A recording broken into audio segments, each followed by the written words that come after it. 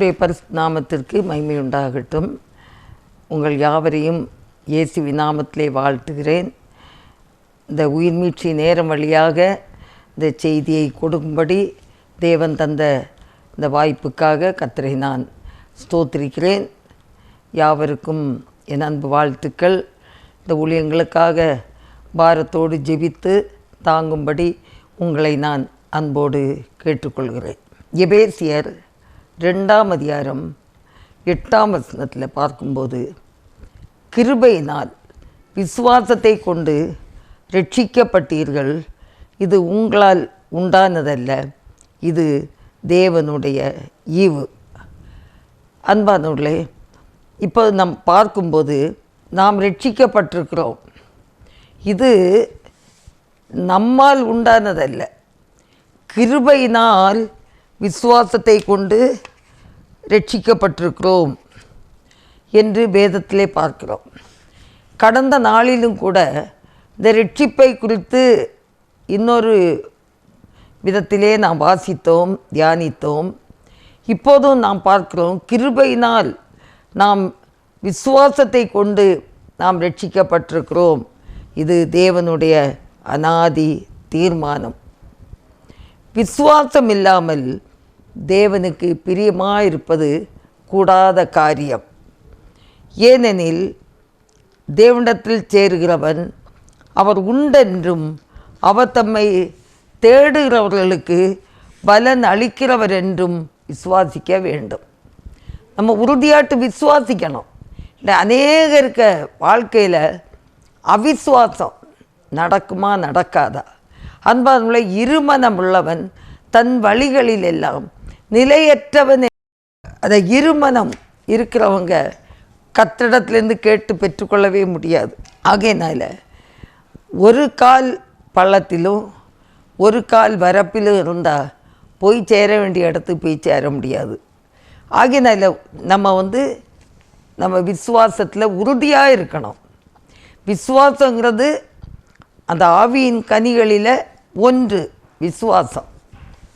அந்த ஆவியின் கனியாகிய அந்த விசுவாசத்தை நம்ம அனுதினமும் நம்ம வாழ்க்கையில் நம்ம செயல்படுத்தி கொண்டே இருக்க வேண்டும். விசுவாசிக்கிறவன் பதறான் என்று ஏசாயாவிலே சொல்லப்படுகிறது. அன்பானவர்களே, விசுவாசிக்கிற பிள்ளைகள், கர்த்தர் மேல் நம்பிக்கை வைத்திருக்கிற பிள்ளைகள், அவங்க பதற மாட்டாங்க. அவங்க அவங்க அவங்க வாழ்க்கையில் அவிசுவாசங்கள் மேலிடாது என்று பார்க்கிறோம். ஆகையினால விசுவாசத்தில் நம்ம தைரியமாக இருக்கணும், உறுதியாக இருக்கணும். யோவான் 3:18 அவரை விசுவாசிக்கிறவன் ஆக்கினைக்குள்ளாக தீர்க்கப்படான், விசுவாசியாதவனோ தேவனுடைய ஒரே பேரான குமாரனுடைய நாமத்தில் விசுவாசமுள்ளவனாய் இராதபடியினால் அவன் ஆக்கினைக்குட்பட்டாயிற்று என்று பார்க்கிறோம். விசுவாசம் உள்ளவனாய் இராதபடியினால அவன் ஆக்கினை தீர்ப்புக்குட்பட்டாயிற்று. ஆகினால நம்ம விசுவாசத்தில் நம்ம உறுதியாக இருக்க வேண்டும் என்பதை ஆண்டவர் கட்டாயம் அவர் சொல்லுகிறார் என்று இங்கே ஒரு சம்பவம் சொல்லப்படுகிறது.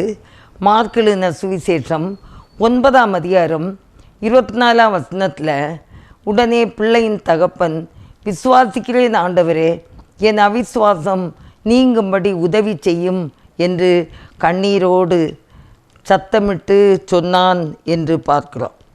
இங்கே ஒரு சின்ன சம்பவம் நடக்கிறது.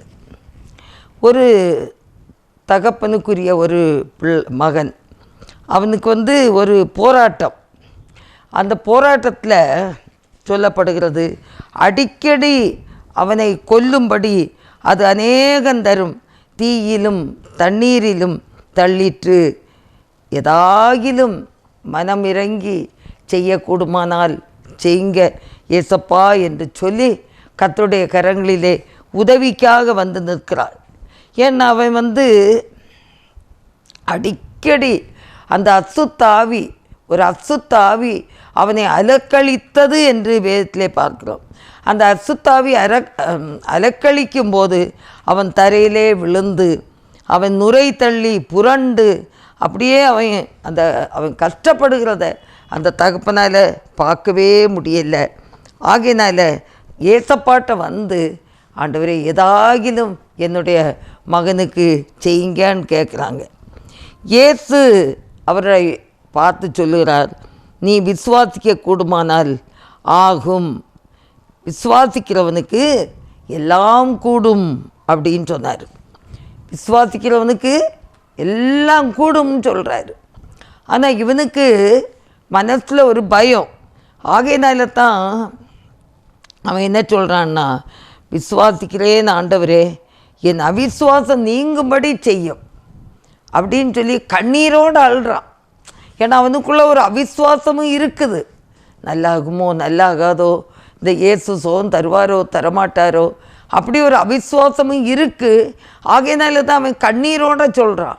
கண்ணீரோடு அழுது கொண்டு என்னுடைய அவிசுவாசம் நீங்கும்படி செய்யும் அப்படின்னு சொல்லும்போது ஆண்டவர் வந்து மனமிறங்கி 25ஆம் வசனம், அப்பொழுது ஜனங்கள் கூட்டமாய் ஓடி வருகிறதை இயேசு கண்டு அந்த அசுத்த ஆவியை நோக்கி, ஊமையும் செவிடுமான ஆவியே, இவனை விட்டு புறப்பட்டு போ, இனி இவனுக்குள் போகாதே என்று நான் உனக்கு கட்டளையிடுகிறேன் என்று அதை அதட்டினார். அப்பொழுது அது சத்தமிட்டு அவனை மிகவும் அலைக்கழித்து புறப்பட்டு போயிற்று. அவன் செத்துப்போனான் என்று அநேக சொல்லத்தக்கதாக செத்தவன் போல் கிடந்தான். இயேசு அவன் கையை பிடித்து அவனை தூக்கினார். உடனே அவன் எழுந்திருந்தான் என்று பார்க்கிறோம். அன்பானவர்களே, கர்த்தர் இப்படி ஒரு மாபெரும் நல்ல ஒரு அற்புதத்தை செய்தார். அதற்கு அந்த தகப்பனார் கூட, அந்த தகப்பன் கூட என்னுடைய அவிசுவாசம் நீங்கும்படி செய்யும்.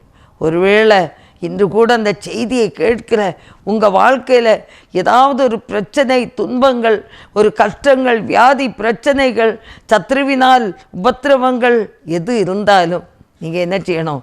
ஆண்டவருடைய சமூகத்தில் வந்து கண்ணீரோடு நீங்கள் ஜெபிங்க. ஆண்டவரே எனக்கு உதவி செய்யுங்கப்பா.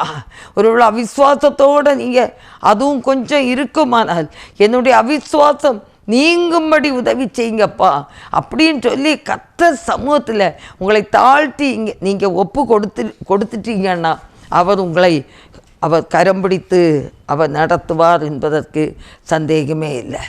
அன்பானவர்களே, கர்த்தர் உதவி செய்வார். நம்முடைய பலவீனங்களிலே அவர் நமக்கு உதவி செய்ய வல்லவராக இருக்கிறார் என்று கடந்த நாளிலும் நம்ம தியானித்தோம். இந்த நாளிலும் கூட நம்ம அதைத்தான் சொல்ல வேண்டி இருக்கிறது. ஒருவேளை பலவீனமாக இருந்தால், அதை விசுவாசிக்கக்கூடிய ஒரு தைரியம் நமக்கு இல்லாமல் இருந்தால், ஏசப்பாவிடத்தில் வந்து தைரியமாக சொல்லுங்க, ஆண்டவரே என்னுடைய அவிசுவாசம் நீங்கும்படி செய்யப்பா, எனக்கு உதவி செய்யுங்கப்பா, என்னை எடுத்து நிலை நிறுத்துங்க ஆண்டவரே, நான் உமக்கு உத்தம சாட்சியாக நான் இருப்பேன் என்று சொல்லி பாருங்க. கர்த்தர் நிச்சயமாக உங்கள் கரம் பிடித்து வழி நடத்துவார். கலாத்தியர் 5ஆம் அதிகாரம் 6ஆம் வசனத்தில் கிறிஸ்து இயேசுவிடத்தில் விருத்த சேதனமும் விருத்த சேதனம் இல்லாமையும் ஒன்றுக்கு உதவாது, அன்பினால் கிரியை செய்யும் விசுவாசமே சிறந்தது என்று பார்க்கிறோம். அன்பினால் கிரியை செய்யக்கூடிய விசுவாசம். அன்பானவர்களே, தேவன் பேரில் உள்ள அந்த அன்பினால், அவரை நாம் நேசிப்பதினால, என் இயேசு எனக்காக தான் இந்த பூமியில் வந்து பிறந்தார், எனக்காகத்தான் அந்த சிலுவையின் மரணத்திற்கு பிதாவின் சித்தத்திற்கு தன்னை ஒப்பு கொடுத்தார், எனக்காகவே 3ஆம் நாள் உயிரோடு எழுந்தார். இன்று உயிரோடு இருக்கிற ஒரு தேவன் நம்ம மேலே அவர் அன்பு வைத்திருக்கிறார். கரம் பிடித்து கடைசி வரை அவர் நடத்த வல்லமையுள்ள தேவனாய் இருக்கிறார். ஆகையினால பூரண விசுவாசத்தோடு இருங்க. விசுவாசத்தில் கொஞ்சமே சந்தேகப்படக்கூடாது. கர்த்தரிடத்தில் முழு விசுவாசம் வைக்க வேண்டும். யாக்கோபு 2ஆம் அதிகாரம் 20ஆம் வசனத்தில் பார்க்கும்போது, வீணான மனுஷனே, கிரியைகள் இல்லாத விசுவாசம் செத்ததென்று நீ அறிய வேண்டுமோ அப்படின்னு கிரியை இல்லாத விசுவாசம் செத்தது.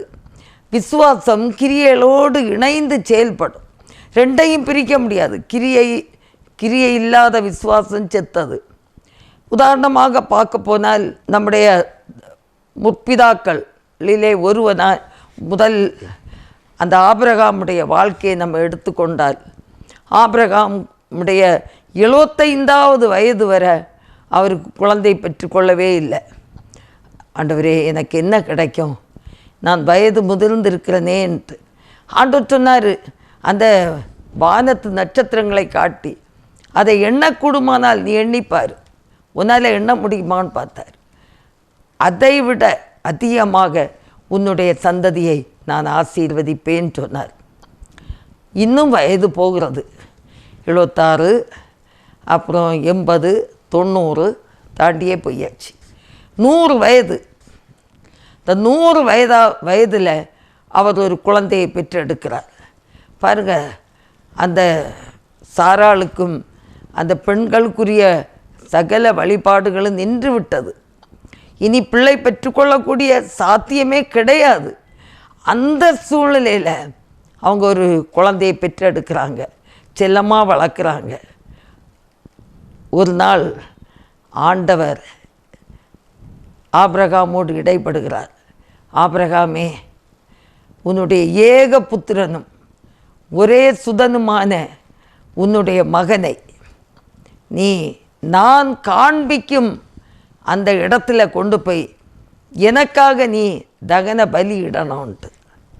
அதை கேட்குற நேரம் அவன் உள்ளம் எப்படி உடஞ்சிருக்கும் யோசித்து பாருங்க.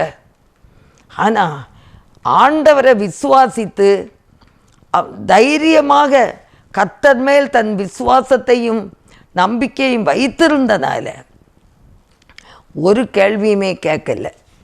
ஏன்னா அவருக்கு 75 வயது இருக்கும்போது வானத்தின் நட்சத்திரங்களை காட்டி எண்ணக்கூடுமானால் எண்ணு, உன் சந்ததியை நான் இவ்வளவாய் ஆசீர்வதிப்பேன் என்று சொல்லியிருந்தார். அதை தான் அவர் சிந்திச்சு பார்த்துருப்பார். வாக்கு மாறாதவர். அவர் பொய் சொல்ல ஒரு மனுஷனா? பொய் சொல்ல ஒரு மனுஷனா? அவர் தேவாதி தேவன், பொய்யுரையாதவர், சொன்னதை சொன்னபடி செய்ய வல்லமை உள்ளவர். ஆகையினால தைரியமாக தூக்கிட்டு போனார். ஆனால் மனைவிட்ட அவர் சொன்னது மாதிரி தெரியல. வேதத்தில் ஆதியாகமம் 22ஆம் அதிகாரத்தை படித்து பார்த்தா தெரியும். அவங்க மனைவிட்ட சொன்னது மாதிரி தெரியல. ஒருவேளை மனைவிட்ட சொன்னால் சண்டைக்கு போயிடுவாங்க அப்படின்னு நினைக்கிறேன். அதனால் அன்பானவர்களே, குழந்தையை தூக்கிட்டு போகிறாரு. அந்த மோரியா அந்த மலைக்கு ஏறி போகிறாரு. கொஞ்சம் தூரம் போகும்போது வேலைக்காரர்களை எல்லாம் இங்கே உட்காருங்க, நானும் பிள்ளையாண்டானும் பலியிட்டுட்டு திரும்பி வாரோன்னு சொல்கிறாங்க. ஆனால் அவருக்கு உள்ளம் எப்படி இருந்திருக்கும் பார்த்து பாருங்க. இன்னும் கொஞ்சம் தூரம் போகிறாங்க. குழந்தை கேட்குது, அப்பா எல்லாமே இருக்குது, பலிக்கான ஆட்டுக்குட்டி இல்லையே. அது மோனே, கர்த்தர் பார்த்து கொள்வார் அப்படின்னு சொல்லி கூட்டிகிட்டு போகிறாங்க. அங்கே போனால் அங்கே ஆட்டுக்குட்டியும் இல்லை, ஆடும் இல்லை. இவன் தான் ஆட்டுக்குட்டி. ஒரு பலிபீடம் கட்டி இவனை தூக்கி படுக்க வச்சாச்சு. கத்தியை ஓங்குறாரு.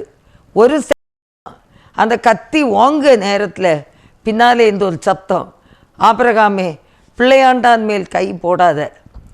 திரும்பி பார்த்தாரு, அந்த புதருக்குள்ளே ஒரு ஆட்டுக்குட்டி. அதை எடுத்துகிட்டு வந்து அந்த பலிபீடத்தில் பலியிட்டார் என்று வேதத்திலே பார்க்கிறோம்.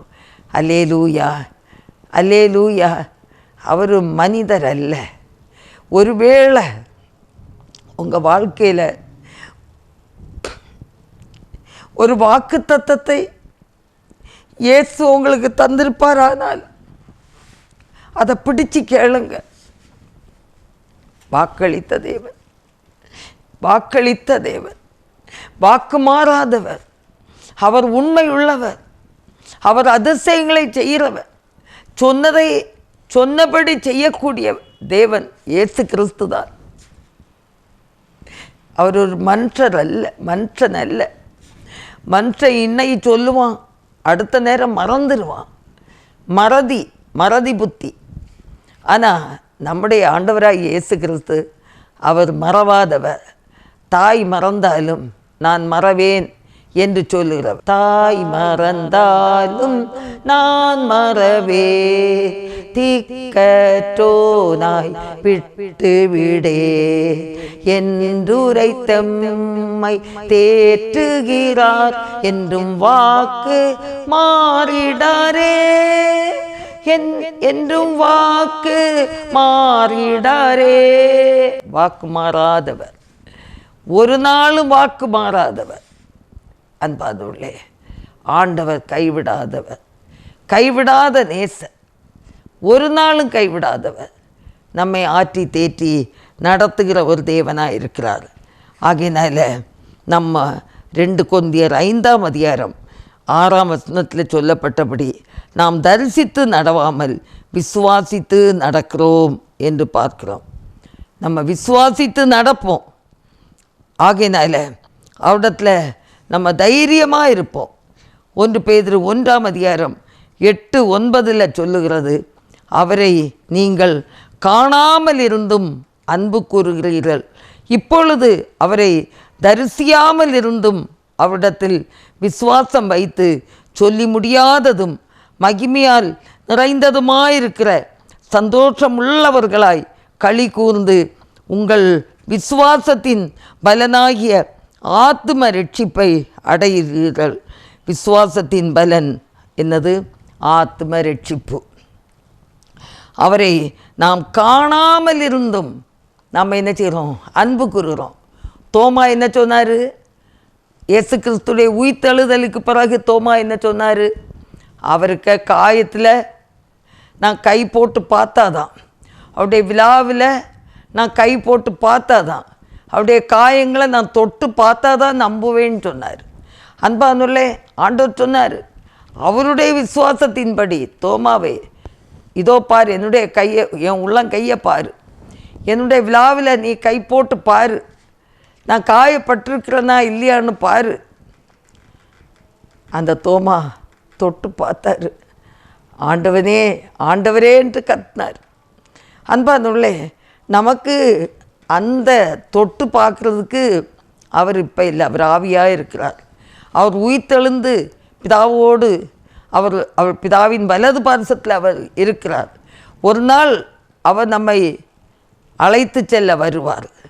அது வரைக்கும் நம்ம காணாமல் இருந்தோம் இந்த சத்தியத்தை நாம் விசுவாசித்து தரிசித்து நம்ம நடப்போம், விசுவாசித்து நடப்போம். அவர் ஒரு நாள் வருவார், அவர் ஒரு நாள் வருவார், அவர் நம்மை அழைத்து செல்வார். அது வரைக்கும் நம்ம விசுவாசத்தின் பலன் என்னது? விசுவாசத்தின் பலன் என்னது சொல்லுங்க? ஆத்தும ரட்சிப்பு. அவரை இயேசு கிறிஸ்துவை விசுவாசிக்கிற அத்தனை பேருக்கும் ஆத்தும ரட்சிப்பு. அது எந்த ஜாதி ஜனன்னு கிடையாது, ஏழை பணக்காரன் கிடையாது, யாருக்குன்னாலும் அவரை விசுவாசிக்கிற ஒவ்வொரு பிள்ளைகளுக்கும் ஆத்தும ரட்சிப்பு. தேவனுடைய பிள்ளைகளை, ஆத்தும ரட்சிப்பு விலையேற பெற்றது. ஒருவன் உலகம் முழுவதையும் ஆதாயப்படுத்தி தன்னுடைய ஆத்துமாவை நஷ்டப்படுத்தினால் அவனுக்கு ஒரு லாபமுமே இல்லை. இந்த உலகத்தில் கொஞ்ச காலம்தான், 6லும் சாவு 100லும் சாவு. முடியும் போது நம்ம அந்த ஆத்தும ரட்சிப்பை காத்து கொண்டோமானால் அவருடைய நித்திய ராஜ்யத்திலே பங்குண்டு. இந்த நாளில் அந்த ஆவியானவர் நம்முடைய இருதய கதவாகிய அந்த இதயத்தை அவர் என்ன செய்கிறார்? தட்டி கொண்டே இருக்கிறார். மகனே, உன் இருதயத்தின் கதவை திற, மகளே, உன் இருதயத்தின் கதவை திற, நான் உனக்குள்ளே வாசம் பண்ண போகிறேன். நம்ம திறந்தோன்னா, நம்முடைய இருதயத்தின் கதவை திறந்தோன்னா, அவர் நமக்குள்ளே வந்து நம்மோடு அவர் இருந்து அமர்ந்து அவர் போஜனம் பண்ண போகிறார். அன்பார்ந்தவர்களே, நமக்கு ஆறுதல் தர வல்லமையுள்ள இருக்கிறார்.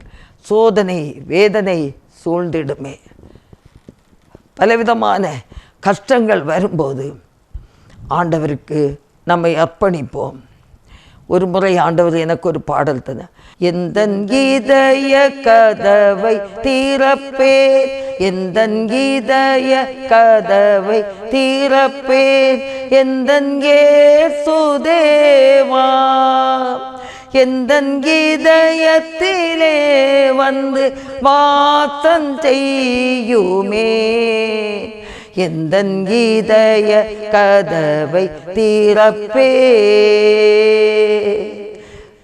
சோதனை வேதனை வந்திடுமே, பாரினிலே பலவித தொல்லைகள் சூழ்ந்திடுமே, கலங்காதே திகையாதே உன்னோடு இருப்பேன் என்றார், கலங்காதே திகையாதே உன்னோடு இருப்பேன் என்றார், எந்தன் இதய கதவை திறப்பேன், எந்தன் இதய கதவை திறப்பேன், எந்தன் இயேசுதேவா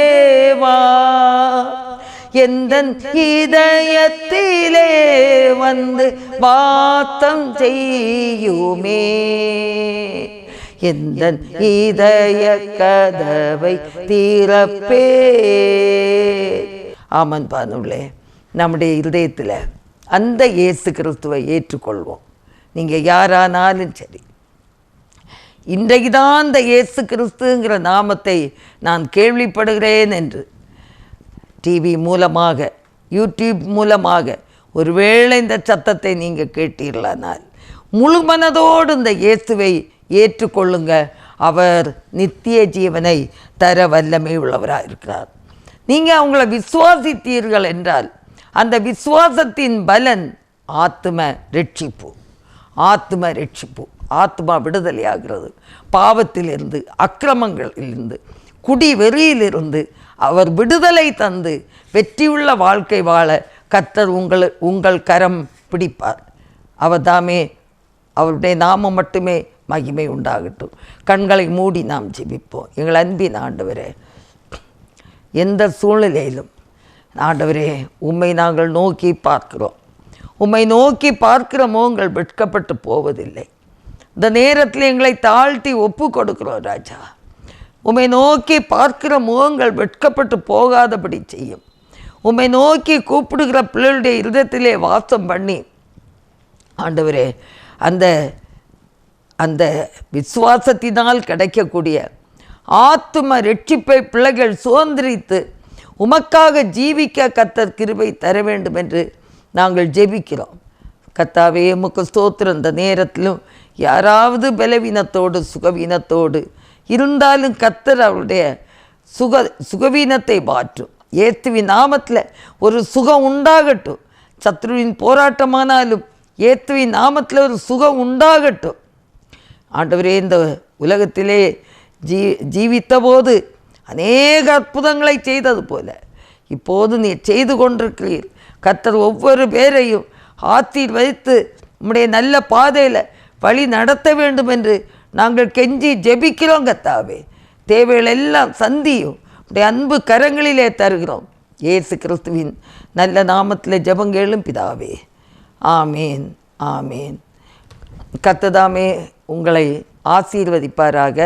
ஆமேன், ஆமேன்.